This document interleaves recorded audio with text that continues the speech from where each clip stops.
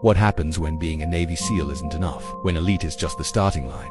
David Goggins kept climbing past excellence into a territory most people never reach, uncommon amongst the uncommon. This is the story of refusing to plateau. David Goggins was a Navy SEAL. That alone puts you in the top 1% of military personnel. Most people would celebrate that achievement and coast, but David looked around at his SEAL teammates and felt something unsettling: complacency.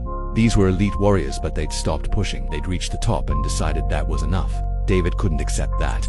He'd spent his entire life fighting against limitations, and now he was surrounded by people who'd found theirs and settled. So David asked himself a dangerous question: what's beyond elite?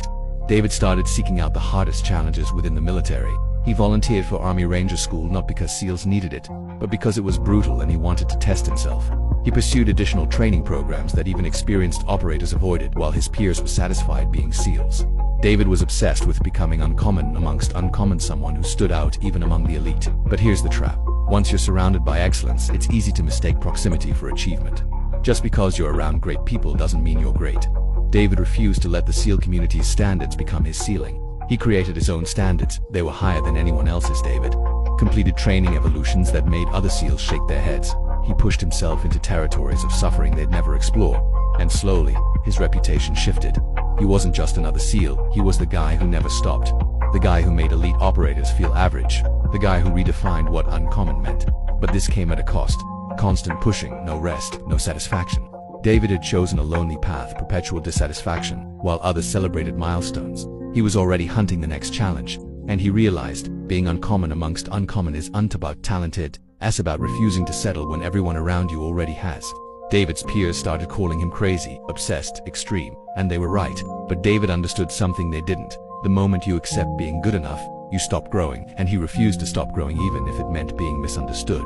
David learned that excellence has layers. Most people climb to one level and stop, but the truly uncommon, they keep climbing past their peers, past their limits, past what makes sense. Because being uncommon amongst uncommon isn't a destination, it's a commitment to never plateau. The principle David embodied was, reject complacency at every level. Even after becoming a SEAL, he refused to rest on that achievement. When he started running ultra marathons, he didn't stop at finishing, he chased records. When he set records, he found harder races. This wasn't ego, it was philosophy. David realized that most people have a mental ceiling. Once I achieve X, I'll be satisfied. But that ceiling is a trap. It turns ambition into complacency. So David removed his ceiling entirely. He stopped asking, how do I get to the top, and started asking, what's beyond the top.